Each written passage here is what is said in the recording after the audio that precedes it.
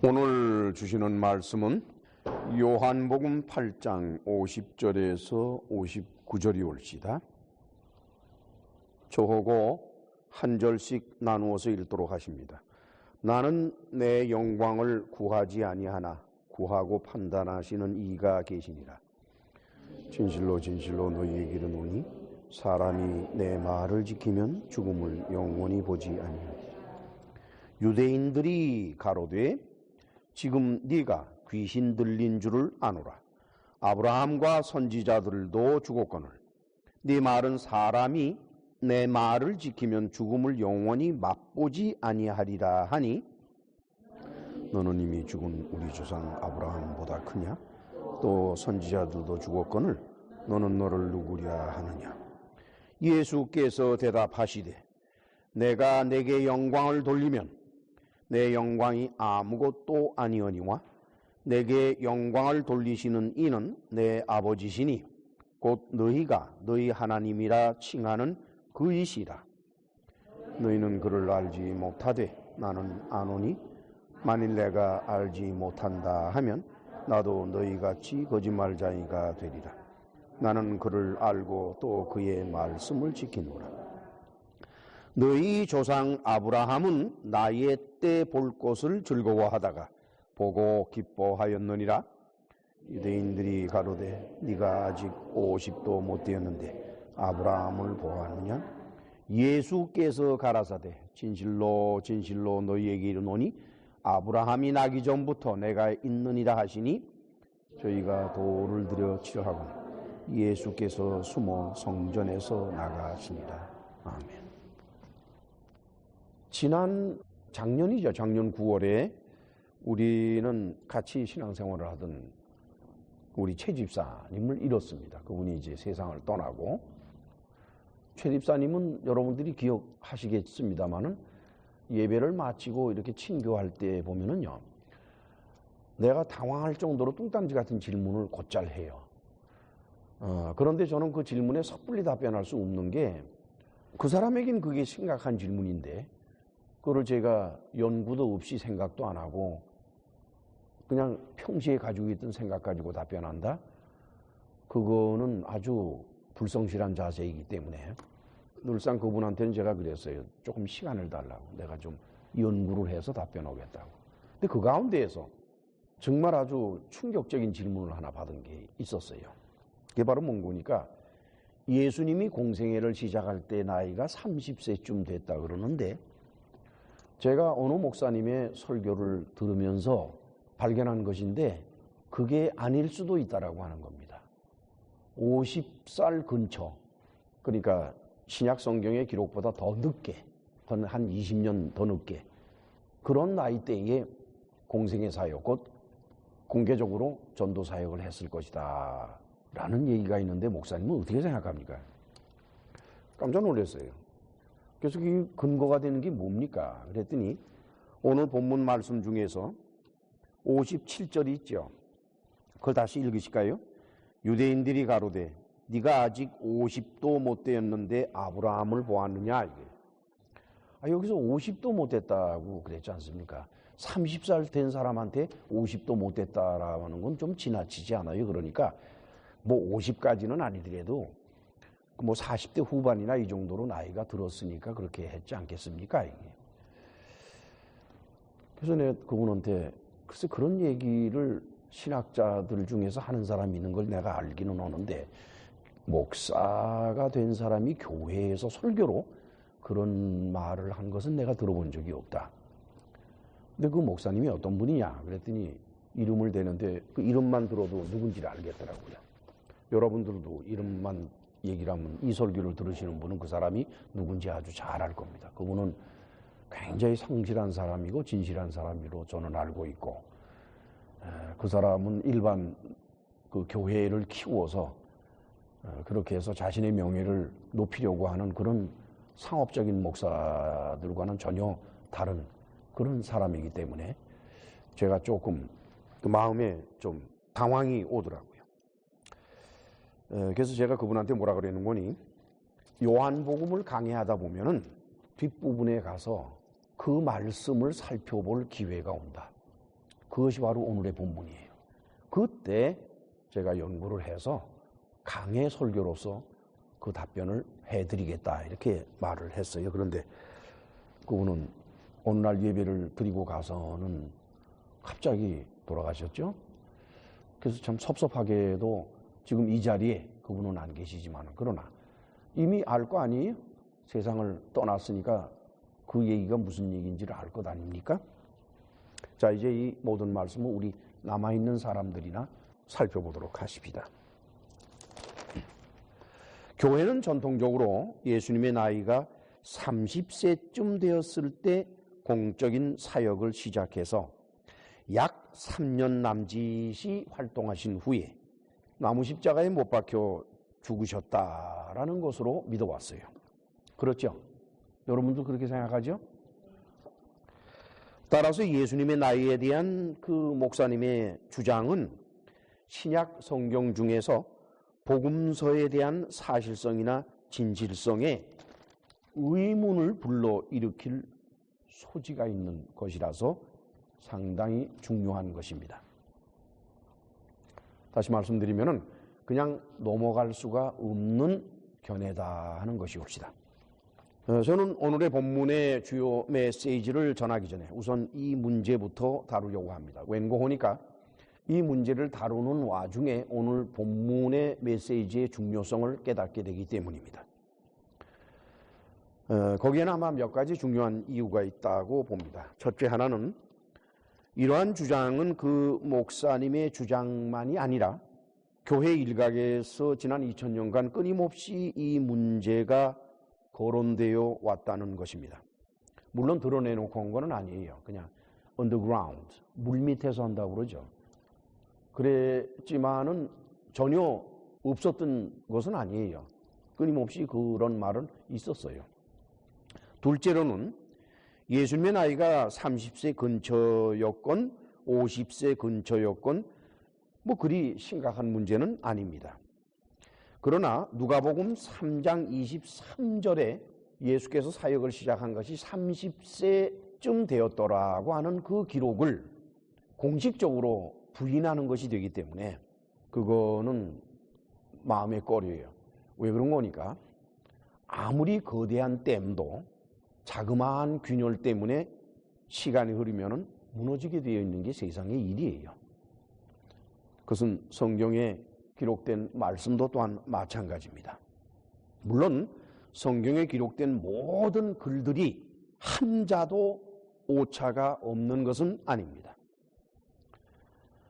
지난 2월 21일에 설교한 요한복음 8장 9절 그래서 이미 언급한 것처럼 제38회 요한복음 설교죠. 오늘날 우리가 보고 읽고 있는 한글 개역 성경은 그 저본이 되는 헬라어 성서가 인쇄술이 발달되기 전 약 1500여 년 동안 긴 세월을 거쳐서 필사자들에 의해서 수많은 필사 과정을 거치면서 왔다고 하는 것입니다. 따라서 필사 과정을 거쳐서 신약 성경이 최초로 기록되어 있던 그 기록들은 이미 사라진 지 오래니까 다 없어졌어요. 그것과는 여러 가지 면에서 변화와 차이를 가져왔다라고 하는 것입니다. 그거는 본문 비평을 하는 성서신학자들은 다 알고 있는 것들입니다. 이미 교회에서는 그런 사실을 목사님들이 말을 안 하니까 교회에서는 신자들은 잘 몰라요. 그러나 성서신학을 하는 사람들은 너무나도 당연한 것으로 보고 또한 받아들이고 있는 사실입니다. 또한 한글 성경은 우리가 읽고 있는 한글 성경은 번역 자체도 부정확한 부분이 있다는 사실 등으로 인해서 여러 개의 오류가 지적되고 있는 것은 사실입니다. 그렇다고 해도 그런 오류들이 성경 자체의 가장 기본적인 문제를 흔드는 것은 아니에요. 예를 들어 볼까요? 예수님의 족보로 알려져 있는 것이 두 군데 나오죠. 하나는 마태복음 1장 1절에서 17절 사이에 나오고 또 하나는 누가복음 3장 23절에서 28절 사이에 나오는데 그 두 가지 내용이 서로 같은 것도 있지만은 다른 것도 있습니다. 뭐 이것 때문에 논란이 많아요. 뭐 어떤 사람은 누가복음은 마리아의 족보다. 그러나 마태복음에 기록된 것은 요셉을 중심으로 한 족보다. 뭐 이렇게 여러 가지 얘기를 합니다만은 이것은 우리가 그 복음서를 기록한 사람들의 내용을 알면은 어렵지 않게 받아들일 수 있는, 아무리 서로 차이가 날지라도 마음에 거리낌 없이 받아들일 수 있는 그런 것들이에요.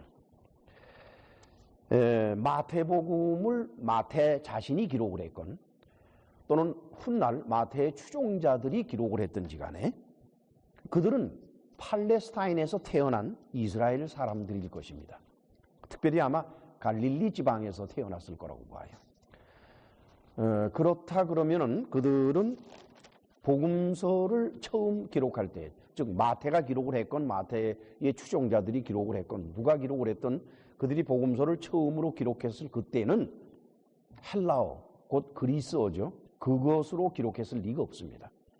지난주에 말씀드린 대로 아마 아람어 방언으로 기록을 했을 것이다 이렇게 봐요. 그런데 의사 누가는 이 사람들처럼 아람어를 사용하는 사람이 아닙니다. 그는 헬라어를 아주 유창하게 사용하는 사람이에요. 지난주 설교에서 저는 누가를 팔레스타인 밖에서 태어난 아마 유대인일 것이다 이렇게 말씀을 드렸었는데, 그러니까 헬라 문화에 정통한 유대인일 것이다 이렇게 말씀을 드렸는데, 그러나 지난 한 주간 계속 연구한 결과에 따르면 그 사람은 유대인이 아니라고 합니다. 의사 누가는 유대인이 아니라 시리아의 안디옥에서 태어난 할례받지 않은 비유대인, 어느 종족인지는 알 수가 없지만 유대인은 아니다라는 거예요. 이것은 기독교 역사가 유세비우스에 의해서도 확인되고 있는 것이고, 그 다음에는 그 헬라어 성경을 라틴어로 번역한 불가타역, 그것을 만든 제롬이라는 사람도 이 문제에 관해서는 같은 의견을 갖고 있다라고 하는 것입니다. 신학자 람세이는 누가는 마케도냐 가문이라는 거예요. 마케도냐 가문 그러면 어딘가 오니까 여러분 저 알렉산더 대왕 있죠? 그 사람이 마케도냐 사람이에요. 그러니까 알렉산더 대왕과 같은 종족이다 이렇게 신학자 람세이는 말하고 있어요. 그리고는 안디옥에서 태어났다는 주장은 같습니다. 그러면서 의사 누가는 당시 최고의 교육을 받은 사람이라는 거예요. 그리고 그 사람은 역사가이면서 동시에 화가라고 합니다. 의사 누가는 누가복음과 사도행전 외에도 아주 많은 저술을 남긴 사람으로 알려져 있습니다. 따라서 누가가 누가복음에 기록한 것들과 마태가 마태복음에 기록한 것들이 다른 것은 몰라도 사람의 이름이나 지명, 지역의 이름은 발음상 같을 수가 없어요. 아람어의 발음이 헬라어의 발음과 같을 수는 없습니다. 따라서 마태와 누가의 기록상에 나타나는 족보, 거기에 보이는 사람의 이름들의 상호간의 차이는 따지고 달게 들면은 복잡하고 힘들겠지만은, 그러나 저는 그렇게 봐요. 그게 큰 문제가 될 수는 없다고 봐요. 사람의 이름을 이렇게 불렀건 저렇게 불렀건 그렇게 큰 문제가 될 수는 없다고 보기 때문에, 따라서 그 문제는 별로 신경을 쓸 문제는 못 됩니다. 그러나 나이는 문제가 아주 달라요. 왠고니까 만약에 예수님의 나이가 50 근처였더라고 한다면은 누가복음에 따른 예수님의 출생 자체가 거짓된 기록으로 나타나게 돼요. 그거는 아주 심각한 문제를 야기시키는데, 누가복음 기록에 따르면은 가이사 아구스도가 영을 내려서 천하로 다 호적하라는 명령을 내렸기 때문에, 따라서 이 호적은 구레뇨 수리아 총독이 되었을 때 첫 번 한 것이라 그래가지고 모든 사람이 호적하러 각각 고향으로 돌아갈매 요셉도 다윗의 집 족속이기 때문에 이제 베들레헴으로 갔다는 겁니다. 그러면은 그게 20년 차이가 나오는데, 나이 30세라는 것과 나이 50세라는 것이 20년 차이가 나오는데, 그러면 이 기록도 헤롯 왕의 죽은 때 그 기록도 모든 것이 다 연대가 안 맞기 때문에 결국은 예수님의 탄생 자체가 거짓스러운 것으로 나타날 우려가 있는 것입니다. 또 다른 예를 들어보면은 복음서의 차이에 있어서 이런 차이가 나타나요. 누가는 예수님이 베들레헴에서 태어난 후에 결례의 날이 참에 예루살렘에 올라갔다고 했습니다.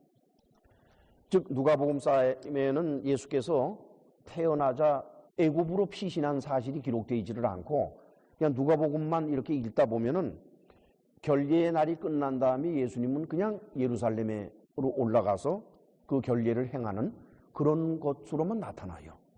근데 마태는 헤롯이 베들레헴 일대에서 2살 아래의 사내 아이들을 다 죽이려 하는 계획을 세웠기 때문에 천사가 꿈에 나타나서 요셉으로 하여금 애국으로 피신할 것을 지시했다고 하고 그 다음에는 헤롯이 죽은 다음에 다시 천사의 지시에 따라서 애굽에서 올라와 나사렛으로 가셨다라고 기록을 하고 있어요. 여러분 기억나십니까? 마태복음 우리 강의했으니까 다 아시지요? 그래서 이제 사람들은 또 스페큘레이션을 하는 거예요. 아, 이게 무슨 소리냐? 어떤 게 진짜냐? 누가는 예수님이 애굽에 내려간 것이 아니라 베들레헴에 있다가 결례의 날이 끝났을 때 부모들이 데리고서 올라갔다. 그래가지고 결례를 행했다. 이 결례는 누구의 결례예요? 산모의 결례입니다. 아시겠죠? 그리고 마태는 뭐 그런 것이 아니라 예수님이 태어나자마자 애굽으로 피신을 했다가 그 다음에 헤롯 왕이 죽은 다음에 애굽에서 올라와가지고 나사렛으로 갔다 그런다. 그럼 이 둘이 차이가 나죠, 그렇죠? 그래서 이제 왈가왈부하고 거기에 따른 여러 가지 스페큘레이션, 자기 추측을 막 얘기를 해요. 그런데 남자 아이를 낳을 때에는 반드시 제8일, 7일이 지난 제8일째 할례를 하게 되어 있고, 그죠? 그 제8일부터 시작을 해서 다시 33일이 지나야 산모의 산혈이 깨끗해지기 때문에 산모의 산혈이 깨끗해지면은 그때 예루살렘으로 올라가서 결례를 행하도록 되어 있습니다. 따라서 예수님이 태어난 다음에 예수께서 예루살렘에 올라가시게 된 것은 총 며칠 후가 됩니까? 33일, 7일 그러니까 40일 후가 돼요. 그렇죠? 자, 그렇다 그러면은 태어나면서 이내 애굽으로 피신을 했고 얼마를 지냈는지 모르지만 다시 올라왔고 헤롯이 죽은 다음에 그렇죠? 그리고 나서 결례를 행하러 갔다? 얼마든지 가능한 거예요. 왜냐? 그 기간이 40일이 있으니까 40일 동안 피신했다가 올라오는 것이 얼마든지 가능하죠. 그건 하나도 어려운 일이 아니에요. 그렇죠?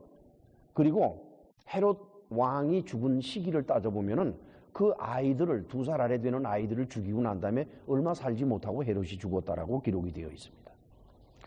그렇게 생각한다 그러면은 서로가 명백하게 어떤 사실을 거론하진 않았지만은 마태의 기록과 누가의 기록 사이에 나타나는 차이점은 얼마든지 해명이 아주 쉽게 가능한 것이기 때문에 이것은 문제가 될 수가 없어요. 아시겠죠? 자, 그러면은 왜 유대인들이 예수님더러 아직 50도 못 된 사람이 어떻게 아브라함에 대해서 얘기를 하느냐? 네가 아브라함을 봤느냐? 왜 50이 못 됐다고 얘기를 했을까? 그렇죠?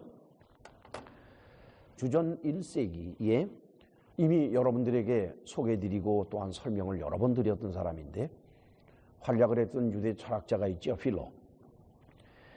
필로가 그의 저서 중에서 창조에 관하여라는 부분이 있습니다. 거기에 제36장 곧 105절에 기록한 것을 살펴보면 아주 흥미로운 기록이 나와요. 그 기록은 히포크라테스 아시지요? 그 그리스인 히포크라테스라는 사람은 서양 의학의 선구자예요, 이 사람. 그래서 모든 의사들은 히포크라테스의 선서를 하도록 되어 있죠. 아시고 계십니까? 그 히포크라테스가 한 말을 유대 철학자 필로가 옮겨 놓은 것이 있습니다. 그걸 살펴보도록 하죠. But Hippocrates, the physician, says that there are 7 ages of man. 의사인 히포크라테스가 뭐라고 말하는 거니까 인간에게는 7개의 단계가 있다라고 했다고 합니다. 첫째가 infancy, 유아 시기. 둘째가 childhood, 어린아이 시절. 셋째가 boyhood, 소년 시절. 넷째가 youth, 청년 시절. 다섯째가 manhood, 성인 시절. 여섯째가 middle age, 중년 시대. 마지막이 old age, 노년의 시기. 이렇게 됐다 이게. 제일 먼저 infant, 유아 시기는 언제까지인 거니까 2를 다 갈잖아요. 어린아이들은. 그렇죠? 2를 가는데 7년이 걸린다고 그랬어요. 그러니까 2를 가는데 7년이 걸리는 그 시절은 유아기고, 두 번째 소아 때, childhood, 소아 때는 뭐냐? 그거는 말이죠. at the age of puberty. 그러니까 사춘기에 이를 때, 사춘기에 이를 때까지 그때를 소아기로 본다 이게. 그래서 그게 14살에 사춘기에 이른다는 겁니다. 그 다음에는 이제 소년으로 살아가게 되는데, 그건 무엇이냐? 수염이 자라는 시기라는 거예요. 수염이 나기 전까지는 소년인데, 그게 언제 수염이 길러지는 거니까 21살 때다 이게. 그것이 소년기라고 하는 겁니다. 그리고는 이제 다시 계속해서 더 자라지만은 그 사람이 몸이 풀로 온전하게 자라는 때까지가 언제인 거니? 28살까지이기 때문에 그때가 바로 청년기다 이렇게 보는 거예요. 그 다음에 then he is a man till he reaches his 49th year 이라고 하는. 그 다음에는 이제 49살 될 때까지, 그때가 바로 성인 시기라는 거예요. 성인 시기. 장성한 남자라 그러죠. 그러나 중년기로 접어들라 하면은 그때부터 시작을 해서 다시 56살 때까지가 중년기고, 56살 이후에는 노년기로 들어간다는 거예요. 여러분들 제가 드린 말씀을 이해하시죠? 아시겠죠? 지금 왜 유대인들이 예수님더러 나이가 50도 안 되는데 어떻게 그걸 아느냐라고 말하는 것은 예수님의 나이가 50 근처라는 뜻이 아니에요. 나이 49살까지는 성인일 뿐이지 아직 미들 에이지로 중년으로 넘어가지도 못했다. 왜냐? 지혜라고 하는 것은 중년을 넘어서야, 그리고 더더욱이 노년기로 들어가야 지혜가 온전히 자리를 잡는 거지, 성인 시대까지만 해더라도 지혜가 온전히 자리 잡는 게 아니라는 것이 유대인의 사고방식입니다. 아시겠죠? 그것 때문에 50살이라는 말을 유대인들이 한 것이지 예수님의 겉모습에 비춰지는 나이 가지고서 말한 것은 아니라고 하는 겁니다. 아시겠죠? 저는 그 돌아가신 분이지만은 그분의 질문에 대한 답변을 그분한테 약속한 대로 제가 그분에게 약속을 했어요. 오늘 본문에 와서 비로소 교회 앞에서 설교로 그 답변을 내놓습니다. 그리고 저는 이런 바람을 가지고 있어요. 기독교 교회 안에서 끊임없이 서로 논쟁을 벌여온 예수님의 나이, 아까도 말씀드렸습니다만 물밑에서, 그건 헛되고 헛된 논쟁이니까 그런 것은 이제 그만하고, 예수님의 나이 가지고서 30세냐 뭐 50세냐 왜 그러냐, 뭐 예수님이 하신 행동으로 봐서는 뭐 50 가까워야 40대나 돼야 그렇게 완숙한 행동을 하지, 30대 청년으로서는 그 뭐 그렇게 할 수가 있겠느냐, 뭐 별의별 얘기가 다 있어요. 저는 자료를 조사하면서 별소리를 다 읽었습니다. 이러한 무리한 주장들을, 성경 해석에 대한 무리한 주장들에 대한 해결이라고 할까? 그런 무리한 주장이 일어나지 않도록 하기 위해서 어쩌면은 그 해답이 오늘의 본문 안에 담겨져 있을 것이다 라고 저는 생각을 하면서 오늘의 말씀을 전하도록 합니다. 이제 다 같이 요한복음 8장 50절을 같이 읽으실까요? 나는 내 영광을 구치 아니하나 구하고 판단하시는 이가 계시니라. 그 다음 54절에서 55절을 같이 읽지요. 예수께서 대답하시되 내가 내게 영광을 돌리면 내 영광이 아무것도 아니오니와 내게 영광을 돌리시는 이는 내 아버지시니 곧 너희가 너희 하나님이라 칭하는 그이시라. 너희는 그를 알지 못하되 나는 아노니 만일 내가 알지 못한다 하면 나도 너희같이 거짓말쟁이가 되리라. 나는 그를 알고 또 그의 말씀을 지키노라. 저는 강해설교를 추진하면서 여러분들 앞에 늘 예수 그리스도의 복음에 대해서 그 특징을 말할 때 역설적이라는 단어를 사용해 왔습니다. 영어로는 paradoxical. 다시 말씀드리면은 살려고 원하느냐? 그럼 죽어라. 그 역설이란 말이에요. 그렇죠? 갚기를 원하느냐? 그럼 버려라. 이런 역설은 신약 성경 안에 끊임없이 나타납니다. 특별히 예수님의 말씀을 이렇게 살펴보면은 그 안에 역설이 가득히 들어가 있는 것을 보게 돼요. 오늘의 말씀도 이런 역설이 있을 수가 없어요. 첫째, 나는 내 영광을 구하지 않는다. 그렇게 말씀을 하셨죠. 그렇죠? 그런데 아버지께서 내 영광을 구하시고 판단하신다 이거예요. 그래서 아버지가 판단하시기 때문에 내가 영광을 받는 것이다. 무슨 말씀인지 이해가시죠? 나는 구하지 않는다. 그러나 나는 가졌다. 이 역설이란 말이에요. 두 번째, 나는 내게 영광을 돌리지 않지만 나의 아버지 곧 너희 하나님께서 내게 영광을 돌리신다. 이게. 따라서 결과적으로 나는 영광을 받는다 이거예요. 여기서 예수께서는 아주 못을 꽉 박아서 너희가 하나님이라고 부르시는 그분은 나의 아버지라는 거예요. 예수께서는 당신이 하나님이시라는 것을 끊임없이 간접적으로 표현을 합니다. 그거 조금만 열려 있으면 금세 들어서 이해하고 받아들이건 안 받아들이건 그건 나중 문제라도 이해하기가 절대로 어려운 말씀이 아니에요. 그런데도 유대인들은 끝까지 마이동풍으로 무슨 말을 들었는지 모르고 딴소리만 하고 앉았어요. 세 번째, 요한복음 3장 17절 말씀처럼 나는 심판하러 오지 않았다 이게. 그런데 5장 22절에서는 아버지께서 심판을 아들에게 맡기셨다 이게. 그래서 요한복음 9장 39절에서는 나는 심판하러 온 것이다 이게. 그렇죠? 나는 심판하러 오지 않았다. 그런데 아버지께서 아들에게 심판을 맡기셨기 때문에 나는 심판한다. 이렇게 되는 거예요. 그래서 이거를 역설이라 그럽니다. 파라독시칼.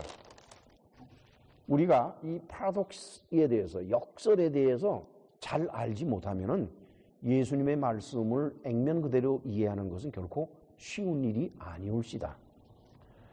그 다음 51절에서 53절을 같이 읽으실까요? 진실로 진실로 너희에게 이르노니 사람이 내 말을 지키면 죽음을 영원히 보지 아니하리라.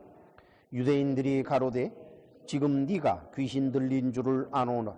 아브라함과 선지자들도 죽었거늘 네 말은 사람이 내 말을 지키면 죽음을 영원히 맛보지 아니하리라 하니 너는 이미 죽은 우리 조상 아브라함보다 크냐? 또 선지자들도 죽었거늘 너는 너를 누구라 하느냐? 예수께서는 뭐라고 말씀을 하셨는 거니? 내 말을 지키면, 이건 이제 한글로 된 거죠. 내 말. 근데 그 한글만 가지고서는 예수께서 무슨 말씀을 하셨는지를 몰라요. 에고 로고스예요. 로고스. 우리말로 말이라고 번역하는 것이 바로 로고스입니다. 로고스. 그 다음에 뭐라고 말씀을 예수께서는 하셨는고 하니까 내 말을 지키면 죽음을 영원히 보지 않는다 그랬어요. observe, 본다 이게. 보지 않는다라 그랬어요. 그런데 유대인들은 뭐라 그러는 거니? 죽음을 맛보지 않는다라고 예수께서 말씀하신 거로 우기고 있어요. 그렇죠?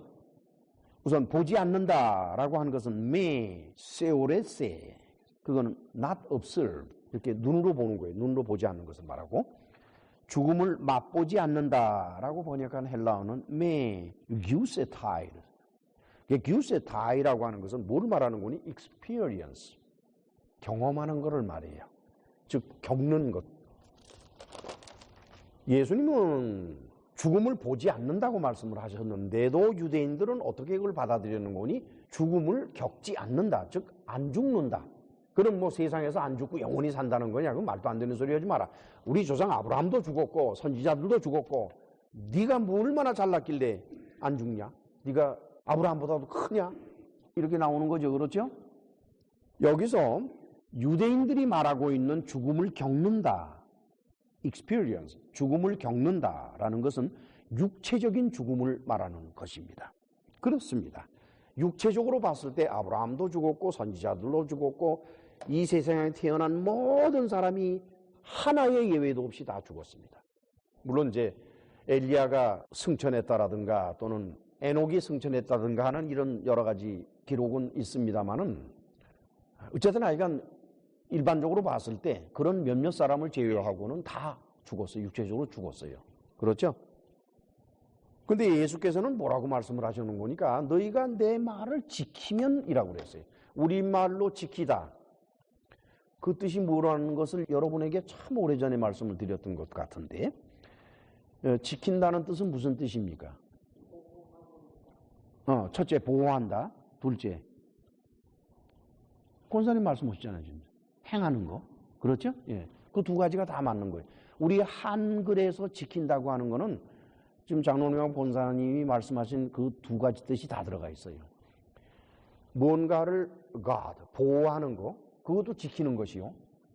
또 명령을 충실하게 이행하는 것, 행하는 것, 이행하는 것도 지키는 겁니다. 그렇죠? 그런데 헬라어의 테레오라고 하는 단어의 뜻은 행하는 지킴을 말하는 것이 아니라 보호하는 지킴을 말하는 것입니다.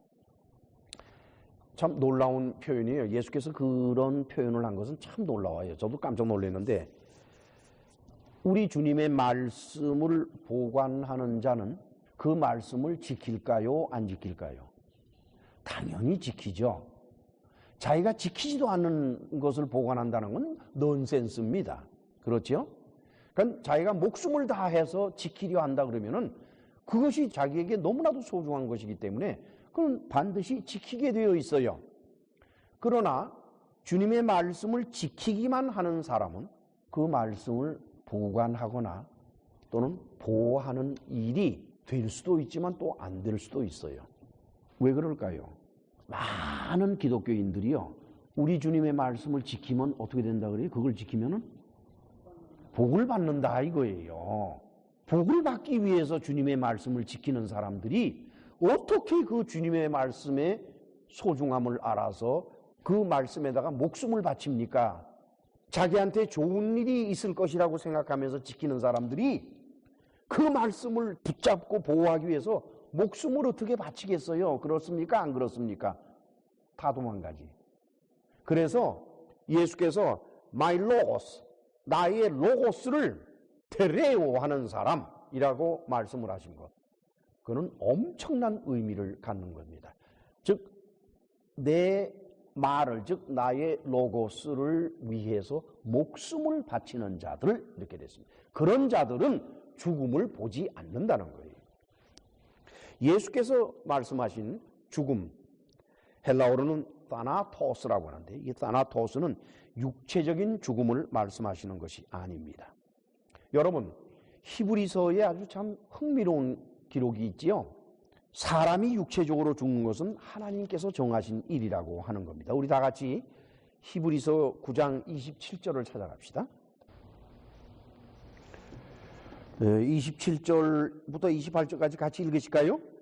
한 번 죽는 것은 사람에게 정하신 것이요 그 후에는 심판이 있으리니 이와 같이 그리스도도 많은 사람의 죄를 담당하시려고 단번에 들이신 바 되셨고 구원에 이르게 하기 위하여 죄와 상관없이 자기를 바라는 자들에게 두 번째 나타나시리라. 사람은 육체적으로 죽는데 히브리서 기자는 뭐라는 거니? 죽는 데서 끝나는 게 아니라는 거예요. 보통 사람들 그렇게 얘기하죠. 죽음은 고만이지 뭐. 이런 말 여러분들 많이 들어봤죠? 아니에요. 죽음은 고만이지가 아니에요. 뭐예요? 죽은 다음에 심판이 있다는 거예요. 심판이. 그런데 그리스도께서는 바로 이 심판을 대신하시려고, 대속이라고 그러죠. 당신 자신을 희생물로 하나님께 드렸다고 하는 것입니다. 따라서 그리스도의 로고스, 말씀, 로고스를 간직하고 보호하며 지키는 자는 육체적으로는 죽음을 겪습니다. 그러나 두 번째 죽음, 곧 심판 후의 죽음은 보지 않게 된다라고 하는 것이, 그 두 번째 죽음, 심판 후에 다가오는 그 두 번째 죽음에 대해서는 사도 요한이 요한계시록에 기록해 놓았습니다. 다 같이 요한계시록 20장 11절로 찾아가십니다. 우리 같이 읽으실까요? 또 내가 크고 흰 보좌와 그 위에 앉으신 자를 보니 땅과 하늘이 그 앞에서 피하여 간 데 없더라. 또 내가 보니 죽은 자들이 물론대소하고 그 보좌 앞에 섰는데 책들이 펴 있고 또 다른 책이 펴졌으니 곧 생명책이라. 죽은 자들이 자기 행위를 따라 책들에 기록된 대로 심판을 받으니 바다가 그 가운데서 죽은 자들을 내어주고 또 사망과 음부도 그 가운데서 죽은 자들을 내어주매 각 사람이 자기의 행위대로 심판을 받고 사망과 음부도 불못에 던지우니 이것은 둘째 사망 곧 불못이라. 누구든지 생명책에 기록되지 못한 자는 불못에 던지울 것이다. 이 둘째 사망, 둘째 죽음이죠. 지금 예수님은 그걸 말씀을 하신 거예요. 내 로고스를 간직하며 보호하며 그 로고스를 위해서 생명을 바치는 자들은 첫째 사망은 육체적으로 죽어야 되는 거니까 그거는 누구나 다 겪는 거니까 도리 없는 일이고, 그러나 그 후에 심판을 거쳐서 가게 되는 두 번째 사망, 그리는 안 간다 이게. 그건 너희들이 안 볼 것이다 이게. 아시겠죠? 이러한 예수님의 말씀을 유대인들이 지금 깨닫지 못하고 있습니다, 여러분. 여기 서 있는 유대인들, 지금 오늘 본문에 나타난 유대인들은 저와 여러분들하고 달라요. 그 사람들은 지식이 풍부한 사람들이고 성경을 달달달달 외우는 사람들이고 그 외에도 여러 가지 문서, 랍비의 가르침 등등으로 해서 지식적으로는 대단히 무장이 된 사람들입니다. 저나 여러분들하고는 차원이 다른 사람들이에요. 그런데도 예수님의 말씀을 못 알아듣는 거예요. 그렇죠? 왜 그럴까? 마음문을 닫아서일까? 그 이유에 대해서 루돌프 불트만은 다음과 같이 말하고 있습니다. Yet they misunderstand him. 그러나 여전히 그들은 예수님을 제대로 이해하고 있지 못하다. Because they are unable to free themselves from the concept of life and death which dominate their own sphere. 그들이 가지고 있는 생사, 삶과 죽음에 대한 컨셉, 사상으로부터 그들이 자유로워지지 않는 한은 예수님의 말씀을 이해할 수는 없다는 거예요. 지금 예수께서는 이 세상, this sphere, sphere라 그러면 영역을 말합니다. which dominate their own sphere, 그들의 인생사를 지배하고 있는 삶과 죽음, 그것으로부터 그들이 자유로워지지 않으면은 예수님이 하신 말씀을 이해할 수가 없다는 거예요. 그러나 지금 그들은 거기에서 자유로워질 수가 없다는 거예요. 묶여 있다는 거예요. They know only the kind of life which is a struggle for self-preservation. 그들이 알고 있는 인생이라고 하는 것은 자기 자신을 보호하기 위해서, 먹고 살기 위해서, 명예를 갖기 위해서, 권력을 갖기 위해서, 남과 다투어지지 않기 위해서, 뭐 여러 가지가 많잖아요. 자기 자신을 위해서 스트러글, 투쟁하는 것. 그것만이 온통 관심사이기 때문에 그런 사람이 어찌 예수님의 말씀을 이해할 수 있겠느냐 하는 것입니다. Whereas the life which is opened up when a man abandons this struggle for survival, they can only call death. Whereas, 그렇지만은 the life which is opened up when a man abandons this struggle. 사람이 그 예수님이 하신 말씀을 이해하고 깨달으려 하면 활짝 열려져야 되는데 활짝 열려지기 위해서 그 사람은 포기해야 될 것이 있다는 거예요. 무엇을 포기해야 되는 거니까 survival, struggle for survival, 생존하고자 하는 투쟁. 이 세상을 살아남기 위한 투쟁을 벌여라 이게. 그 투쟁을 벌여야만이 자유롭게 되고 자유로워야만이 예수께서 하신 말씀을 깨달을 수 있게 된다는 겁니다. 여러분 이해가 되십니까? 이것은 오늘날도 똑같아요. 여러분 기독교 교회 안에 몸담고 살아가고 있는 사람들이 온통 인생살이에만 관심을 있고 축복 저주에만 관심이 있고 어떻게 해야 잘 사나, 어떻게 해야 더 큰 명예를 얻나, 교회에서 또 장로자리라도 하나 해야지, 온통 마음이 이 땅에 있으면은 그런 사람이 어떻게 예수님의 말씀, 성경에 기록되어 있는 예수님의 말씀을 제대로 이해할 수 있겠느냐 하는 거예요. 불가능해요, 여러분. 성경에 기록되어 있는 예수님의 말씀, 더 나아가서 성경 기록 전체를 온전하게 이해하기 위해서는 버려야 될 게 있어요. 자기 자신인 것입니다. 자기 자신의 삶과 자기 자신의 명예와 자기 자신의 좋고 나쁨 이런 여러 가지 그런 등등을 버리지 아니하면 abandon, 버리지 아니하면은 그 사람은 성경 말씀을 바르게 이해할 수가 없다는 겁니다. 안다라고 착각을 하겠지요. 저는 그런 분들을 수없이 봐왔어요. 가만히 들어보면 하나도 모르는데 자기 자신은 다 안다고 생각을 해요. 그런 사람이 기독교 교회 안에 부지기수로 많아요. 자, 이제 56절에서 59절을 같이 읽으실까요? 56절에서 59절 같이 읽습니다. 너희 조상 아브라함은 나의 때 볼 것을 즐거워하다가 보고 기뻐하였느니라. 유대인들이 가로되 네가 아직 50도 못 되었는데 아브라함을 보았느냐? 예수께서 가라되 진실로 진실로 너희에게 이르노니 아브라함이 나기 전부터 내가 있느니라 하시니 저희가 돌을 들어 치려 하거나 예수께서 숨어 성전에서 나가시니라. 여기에서 말이죠. 헬라어 원문을 바라보면은 너희 조상 아브라함은 나의 때 볼 것을 즐거워하다가 보고 기뻐하였느니라 해서 이건 전부 과거형이에요. 이미 다 즐거워했고 이미 봤고 이미 기뻐했다는 겁니다. 이상하죠? 나의 때 헤매라. 나의 때. 예수님의 때는 언제입니까? 바로 예수님의 때는 예수께서 처음 이 세상에 오실 때가 예수님의 때요. 그 다음에 또 하나의 예수님의 때는 언제입니까? 종말이에요. 재림. 종말 때 다시 오시는 때가 또한 예수님의 때예요. 그 예수님의 때는 둘이란 말이에요. 그렇죠?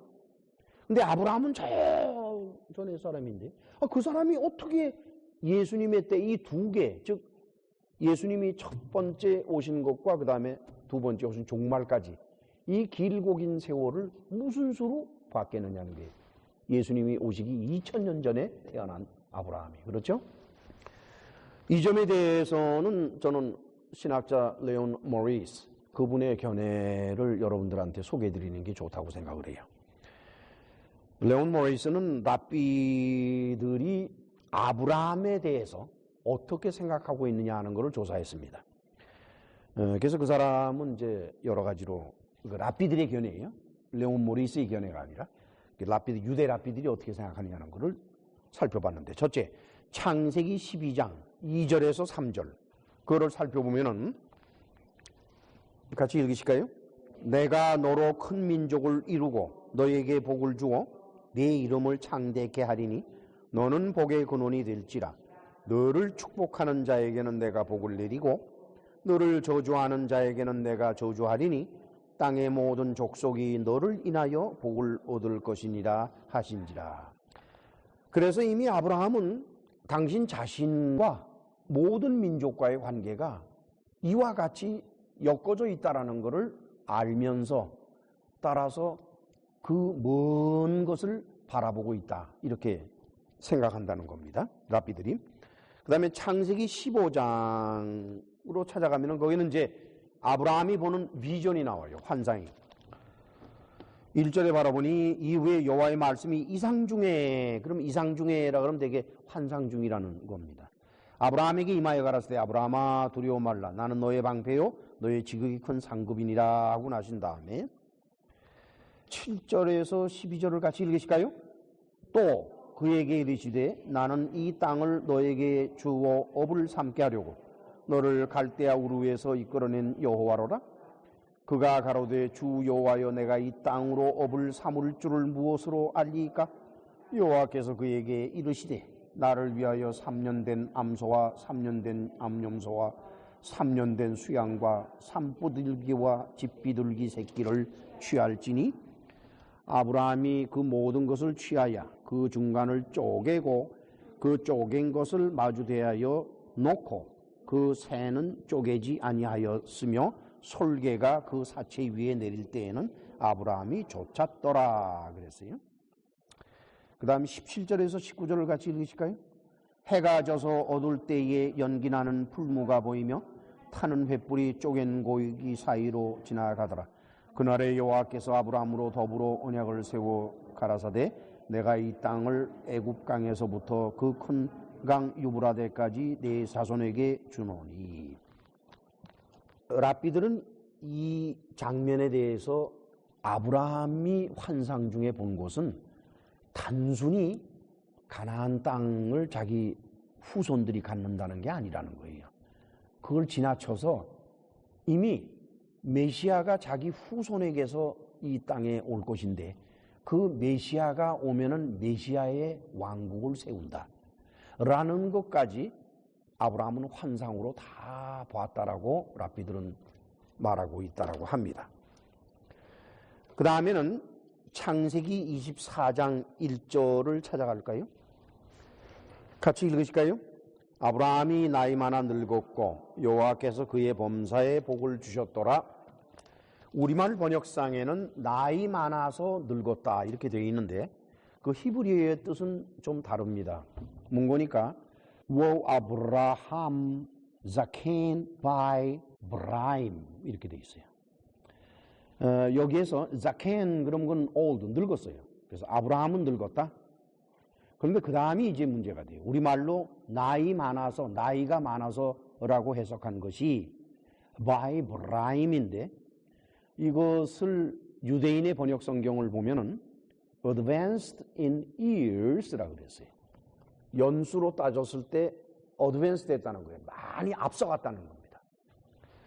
그러니까 지난 세월이 길어서 늙은 것이 아니라 앞으로의 세계를 바라본다는 뜻입니다. 아시겠죠? 그래서 랍비들은 그것을 어떻게 해석을 하는 거니까 아브라함이 미래의 모든 날들을 앞서서 in advance 앞서서 보았을 것이다. 환상으로 언제까지? 메시아의 날까지. 그래서 그는 기뻤고 그래서 그는 오늘 본문 말씀 그대로 즐거워하다가 보고 기뻐하였다 이거예요. 그럼에도 불구하고 유대인들은 예수님한테 그 말씀을 듣자마자 반발이 일어났어요. 예수님의 말씀을 들은 유대인들은 예수님의 말씀을 좀 한 번쯤은 생각할 수가 있지 않겠어요? 한 번쯤은. 이 사람이 왜 이런 표현을 할까? 예수님이 하신 말씀, 오늘 본문 말씀을 쫙 읽어보면은요, 결론은 딱 하나밖에 없어요. 나는 하나님이다예요. 아니, 어떤 정신 나간 이스라엘 사람이 나는 하나님이다라고 말을 합니까? 이스라엘의 역사 통틀어서 선지자, 모세까지 포함해서 모든 사람 다 해도 나는 하나님이라고 말한 사람은 단 한 사람도 없어요. 예수님만 지금 그러는 거예요. 그렇다 그러면은 그때 그것을 듣는 유대인들이 한 번쯤은 생각할 수 있지 않았을까요? 역사상에 절대로 없었던 일인데 그거를 저렇게 말한다 그러면은 뭔가 뭐 있는 게 아닌가? 그러나 유대인들은 아브라함이 태어나기 전부터 있었다라고 하는 그 말 하나만 가지고 신성 모독죄를 적용을 시켰습니다. 그래서 예수님에게 돌을 던진 겁니다. 물론 예수께서는 아직 당신의 때가 이르지 아니했기 때문에 피해서 성전을 빠져나가셨지만 결론은 그렇게 내려지고 말았어요. 여기서 우리는 사도 요한의 아주 치밀한 논리의 전개를 보게 돼요. 그것은 참으로 일관성이 있는, 흔들리지 않는 논리의 전개라고 보는 겁니다. 우리 다 같이 요한복음 1장 1절을 찾아가실까요? 같이 읽으실까요? 1절에 3절. 태초에 말씀이 계시니라. 이 말씀이 하나님과 계셨으니 이 말씀은 곧 하나님이시니라. 그가 태초에 하나님과 함께 계셨고 만물이 그로 말미암아 지은 바 되었으니 지은 것이 하나도 그가 없이는 된 것이 없느니라. 사도 요한은 요한복음을 시작하는 첫 어귀에 태초에 로고스가 있었다. 그 로고스는 바로 하나님이시다. 그 로고스는 창조주이시다 라고 로고스를 소개했습니다. 그렇죠? 그 다음에 14절을 같이 읽어요. 말씀이 육신이 되어 우리 가운데 거하심에 우리가 그 영광을 보니 아버지의 독생자의 영광이요 은혜와 진리가 충만하더라. 그 로고스가 육신이 되어서 우리 안에 계시게 되었는데 그분을 바라보니 하나님 아버지의 영광이 넘치더라. 그분이 누구냐? 아들이다 이게. 하나님의 아들이다 이게. 그다음에 8장 51절 오늘 본문 말씀이죠. 8장 51절 같이 읽으실까요? 진실로 진실로 너희에게 이르노니 사람이 내 말을 지키면 죽음을 영원히 보지 아니하리라. 여기에서도 내 말이라고 하지 말고 나의 로고스로 계속합니다. 나의 로고스를 보호하면은, 즉 나의 로고스를 위해서 목숨을 바치면은 하는 그런 뜻입니다. 따라서 8장 58절이 아주 당연하게 나타나는 거예요. 같이 읽어요. 예수께서 가라사대 진실로 진실로 너희에게 이르노니 아브라함이 나기 전부터 내가 있었느니라. 나는 로고스이기 때문에 로고스는 아브라함이 태어나기 전부터 있었다는 거예요. 그렇죠? 그것은 당시 유대인들은 필로의 철학의 영향을 받아서 그거 모르는 사람 별로 없어요. 이 바리새인들 아니에요. 교육받은 사람들 아니에요. 그렇죠? 그러니까 예수님이 하신 말씀 그렇게 들어보면은 아귀가 딱딱 맞는데도 마음문을 닫아놓으니 무의가 들리겠어요. 그래서 예수님 당시에 예수님 앞에 있었던 유대인들은 예수님을 신성 모독죄로 죽이기 위해서 돌을 던졌습니다. 그러나 한번 생각해 보십니다. 그 후에 한참 세월이 지나서 사도 요한이 기록한 이 요한복음을 읽는 유대 지식인들, 알렉산드리아에, 그들은 로고스가 뭔지도 알고 또한 아브라함에 대한 이야기들을, 이 모든 것들에 대해서 아주 충만한 지식을 갖춘 사람들인데 그 사람들이 요한복음을 쭉 읽어오면서 무슨 마음을 갖겠습니까, 여러분? 예수님의 말씀에 내가 아브라함이 있기 전부터 있었다. 왜냐? 나는 로고스이기 때문이다. 그거를 받아들이는 거는 좀 놔두더라도 그 말씀 자체를 이해하는 게 어렵겠어요? 금세 그들은 알 겁니다. 아, 이 사람은 당신 자신이 하나님이라는 것을 말하고 있구만. 자, 그러면 이제 심각해져요. 요한복음을 읽는 유대 지식인들은 결정을 내려야 돼요. 예수를 하나님으로 인정할 거냐 안 할 거냐. 왜냐? 지금 예수께서는 무슨 말씀을 하시는 거니? 나는 로고스다고 하나님이라고 말씀을 하시거든요. 그렇죠? 아주 심각해지는 거예요. 그렇죠? 우리 다 같이 요한복음 3장 16절로 18절을 같이 읽으실까요? 하나님이 세상을 이처럼 사랑하사 독생자를 주셨으니 이는 저를 믿는 자마다 멸망치 않고 영생을 얻게 하려 하심이니라. 하나님이 그 아들을 세상에 보내신 것은 세상을 심판하려 하심이 아니요 저로 말미암아 세상이 구원을 받게 하려 하심이라. 저를 믿는 자는 심판을 받지 아니하는 것이요 믿지 아니하는 자는 하나님의 독생자의 이름을 믿지 아니함으로 벌써 심판을 받은 것이니라. 이미 사도 요한은 이 글을 읽는 사람들에게 잣대를 던져놨어요. 믿음이라는 거예요. 믿음. 예수께서 하나님의 아들이요 곧 로고스로서 창조주이신 하나님이라고 하는 사실을 받아들이려면 무엇이 필요한 거니? 믿음이 필요하다는 겁니다. 그래서 이제 우리 모든 기독교인들에게 똑같은 문제가 발생을 해요. 우리가 성경을 읽을 때 믿음으로만 읽는 것이 하나가 있고 또 하나는 지식으로만 읽는 것이 또 하나가 있습니다. 그래요. 우리가 성경을 읽고 바르게 이해하고 깨닫는데 믿음은 필수적입니다. 믿음이 없이는 성경을 바르게 읽고 이해할 수가 없어요. 그러나 믿음만 가지고는 해결하는 것이 아닙니다. 지식이 있어야 돼요. 지식이 있어야 성경을 읽고 이해하는데 큰 도움이 돼서 바르게, 만약에 지식이 없이 믿음만 가지고 성경을 읽으면 그것을 아전인수라 그래요. 자기 생각으로 자기 마음으로 성경을 이해해버리고 맙니다. 또 그렇다고 지식만 가지고 성경을 읽으면 어떤 현상이 벌어지는고 하니까 비판적으로 바뀌게 돼요.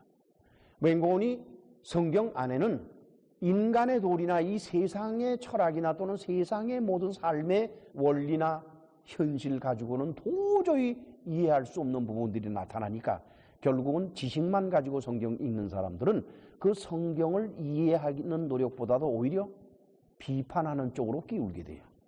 그러니까 한쪽은 믿습니다 해서 받아들였는데 자기 나름대로 멋대로 생각하는 것이고, 또 한쪽은 지식을 가지고 제대로 바라보기는 했는데 오히려 비판적으로 바뀌어버리는 것이다. 따라서 가장 바람직한 것은 믿음을 가지고 그리고 지식으로 성경을 읽는 것입니다. 즉 믿음과 지식이 조화를 이루어서 성경을 읽을 때에 우리는 비로소 성경을 바르게 읽을 수가 있게 되고, 읽은 것을 바르게 이해할 수 있게 되고, 이해한 것을 바르게 해석할 수가 있다라고 하는 것이옵시다. 기도합시다. 전능하시고 자비로우신 하나님 아버지, 오늘도 우리 모두는 하나님의 말씀인 성경을 어떻게 바르게 읽고 또한 이해하고 또한 해석할 수 있는지 하는 길을 본문 말씀을 통해서 살펴보았습니다. 많은 경우에 지식을 많이 갖춘 이들이 성경을 비판적으로 바라보는 것을 흔히 보게 됩니다. 성경 안에 조그만 착오나 또는 오류가 발견이 되면 마치 큰 산맥을 발견한 것처럼 그것을 가지고서 여러 가지로 확대시켜가면서 성경의 권위를 도전하는 모습들도 보고, 그런가 하면은 성경 내용을 잘 알지도 못하면서 자기 아류로, 자기 생각으로, 자기 형편 처지에 따라서 그를 이해하고 해석하는 모습도 또한 봅니다.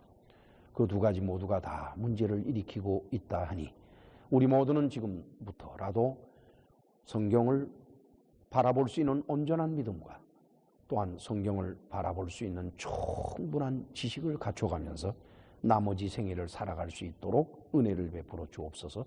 예수님의 이름으로 기도하옵나이다. 아멘.